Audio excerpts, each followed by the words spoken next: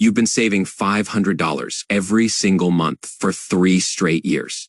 Disciplined, consistent, sacrificing. You finally work up the courage to check your investment account, expecting to feel like some kind of financial genius. And the balance reads $19,200. Congratulations. You could almost afford a used Honda Civic. Meanwhile, your coworker who started investing a decade ago just casually mentioned in Slack that his portfolio jumped $52,000 last quarter. He didn't contribute anything new. He didn't do anything. The market just did that for him, while he was literally on vacation in Costa Rica. You want to throw your laptop through a window. I am Leo, and this is the part of wealth building that nobody prepares you for. You are doing everything the experts say, maxing your Roth IRA, buying index funds, living below your means, and your net worth is crawling forward like a drunk snail. What you are experiencing isn't failure. It is physics, and understanding why it feels this way is the only thing that will keep you from quitting right before the magic actually happens. Imagine you are at the bottom of a mountain pushing a massive boulder uphill, not a cute rock you can kick around. I am talking about a 2-ton slab of granite that barely budges when you throw your entire body weight against it. The first 100 feet are pure agony. Your legs are shaking. You are drenched in sweat. You look back and realize you've moved maybe 15 feet in an hour. Every muscle is screaming at you to quit. This is you from zero to your first $100,000. It is supposed to hurt. It is supposed to feel impossible. Because right now, you are doing 100 of the work. The boulder isn't helping. Gravity is fighting you. There is no momentum. But here is what keeps people pushing, even when it feels pointless. There is a specific point on that mountain, a mathematical threshold, where the angle of the slope shifts just enough that gravity stops fighting you and starts helping you. The boulder begins to roll on its own. You are still pushing, sure, but now the thing has momentum behind it. Then you hit the steeper part of the descent, and suddenly you are not pushing anymore. You are just trying not to get run over by the thing you spent years building. That is the snowball effect. And it doesn't start on day 1. It doesn't start on day 365. It starts after you've already bled for it, after you've already questioned everything, after you've already watched friends buy boats while you are brown, bagging lunch. Let me explain why the first chunk feels like pure financial torture. When you are starting from zero, your investment returns are mathematically useless. If you have $5,000 invested and the market goes up 10 in a year, you made $500. That is nice. That is a decent dinner. But it is not life-changing. It doesn't feel like your money is working for you. It feels like you are working your ass off and your money is just sitting there judging you. The brutal truth is that in the early phase, roughly the first 5 to 7 years for most people, almost all of your account growth comes from you manually shoveling money into it. The compound interest everyone romanticizes is technically happening, but it is happening on such a tiny base that it is basically invisible. You save $6,000 this year. The market gives you $450. Your brain registers this as, I did all the work. And you are absolutely right, you did. This is the phase where people quit. They see their friend lease a BMW or buy a vacation property. And they look at their brokerage account showing $24,000 after years of sacrifice, and they think, what is the fucking point? The point is that you are building the foundation for a machine that will eventually run without you. But foundations are underground. Nobody sees them. Nobody congratulates you for pouring concrete. Nobody throws you a parade for doing the least interesting part of the construction.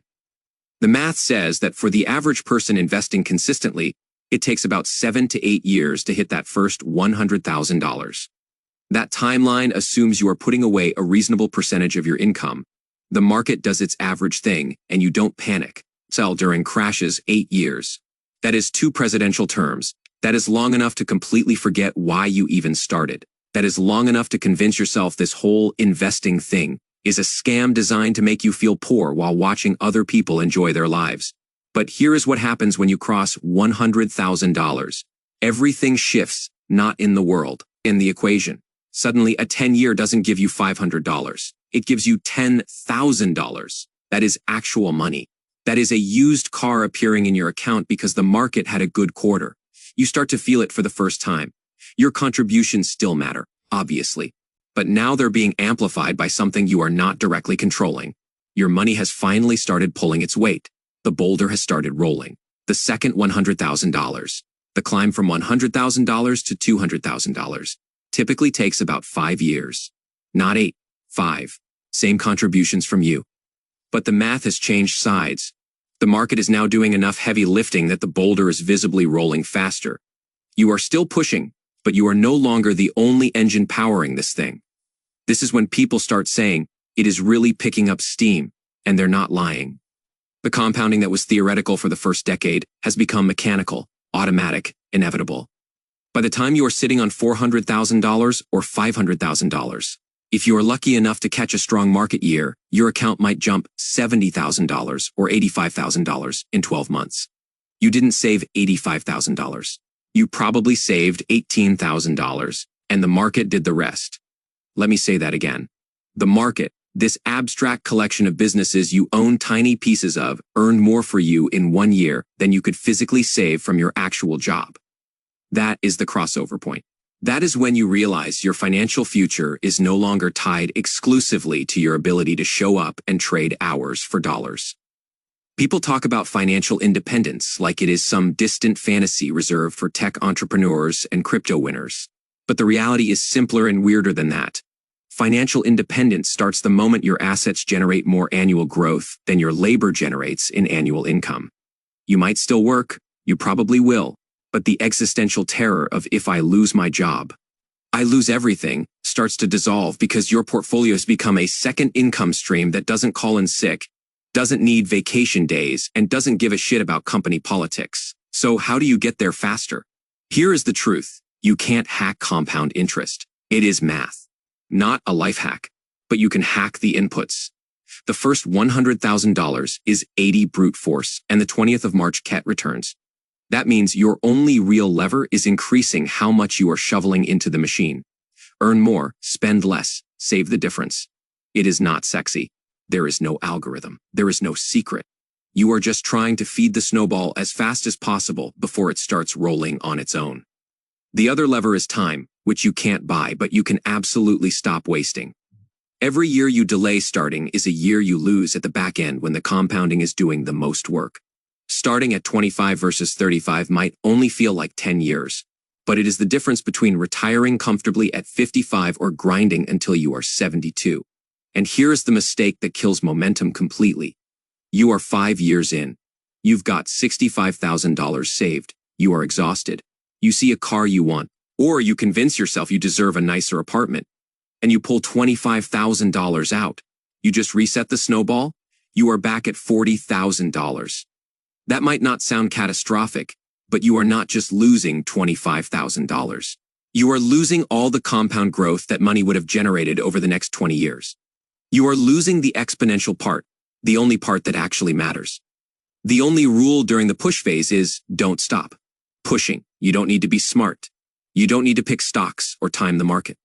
You just need to be consistent and patient enough to survive the boring part. The math doesn't care about your feelings. It will work if you let it. So what happens after you've crossed that invisible threshold?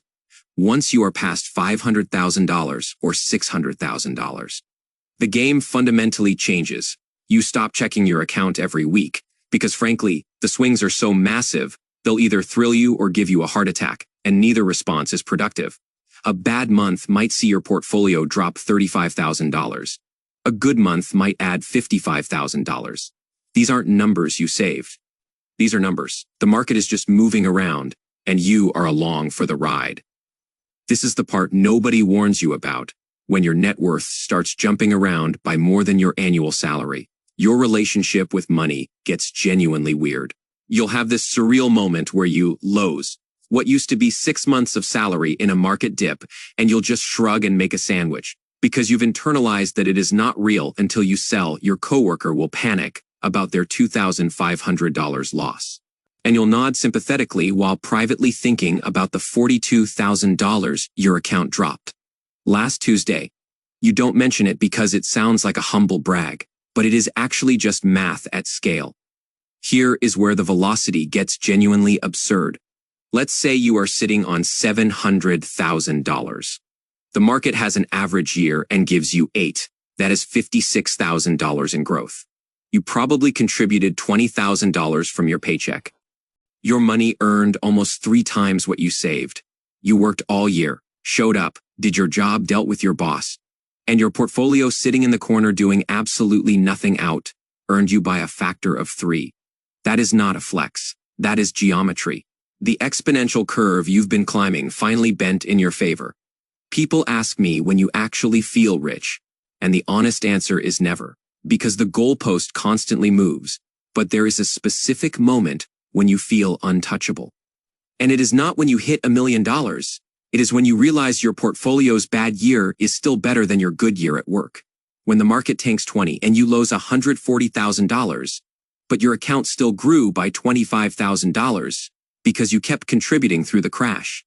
You took a catastrophic hit by normal standards and still ended up ahead. That is when you stop flinching. Now let's talk about what most people do wrong at this stage, because the irony is absolutely brutal. You spend a decade clawing your way to $600,000, living below your means, driving the same reliable car, saying no to expensive vacations. Then you hit the number and your brain says, I made it, time to finally enjoy life. So you buy the dream house, you finance the luxury car you always wanted, you book that 3-week trip to Europe, and suddenly your lifestyle costs have jumped 40. You went from saving $22,000 a year to saving $6,000, because you are finally living like someone who has money, except you just kneecapped the exponential phase. You were right at the point where the boulder was about to roll downhill completely on its own, and you decided to sit on it. The next $300,000 would have taken 4 years. Now it is going to take 9 because you are barely feeding the machine. You didn't ruin your life, but you traded velocity for comfort. Maybe that is worth it. Maybe it is not. But understand the trade you are making, the smarter play. And I know this sounds masochistic, is to keep living like you are broke for 3 more years, just 3. You are at $700,000. If you keep contributing $20,000 annually and the market cooperates, you'll hit $1 million in under 4 years. Once you are at $1 million, the math becomes obscene. A 10-year is $100,000. You could stop contributing entirely, let it sit for 20 years, and retire with over $6 million, assuming 7 growth. But if you inflate your lifestyle now, you are extending that timeline by half a decade or more. I am not saying don't enjoy your money. I am saying there is a specific window where sacrifice has asymmetric returns. The difference between $700,000 and $1.2 million isn't just $500,000. It is the difference between I am doing okay and I am actually free. That gap closes faster than you think, but only if you don't let off the gas. Here is the final piece that nobody talks about. You are at $1.5 million. You are 52 years old. You've been at this for 25 years. The question is no longer, can I retire? It is, what do I actually want? Because the math says you are free. A 4 withdrawal rate gives you $60,000 annually, inflation adjusted forever. If you can live on that, you are done. You don't have to work another day, but most people don't pull the trigger. They keep working because they're terrified the market will crash the day after they quit, or because they've tied their entire identity to their job, or because they don't actually know what they do with themselves. The portfolio is no longer the constraint. Psychology is, and that is a problem no amount of compounding can solve. The people who make it to real wealth, the kind that lasts, aren't the ones obsessed with their net worth. They're the ones who got so focused on building a life, they didn't want to escape from that. The portfolio just happened in the background. The snowball rolled, they barely noticed. So if you are still in the push phase, grinding it out, watching your account move like continental drift, don't stop, you are not behind. You are exactly where the math says you should be. And if you are already past the activation point, sitting on $500,000 or more, don't get stupid now. The finish line isn't a number. It is the moment you realize you don't need to keep score anymore because you already built something that outlasts the game. If this changed how you think about compound interest and the brutal early phase, hit that subscribe button. I break down the psychology and mathematics of wealth building every week because understanding these inflection points is what separates people who make it from people who quit 1 year before everything changes. I am not a financial advisor, mortgage expert, or licensed financial professional. The content on this channel represents personal opinions only and is intended for educational and entertainment purposes. Please conduct your own research and seek professional guidance before making any major financial decisions. See you next time.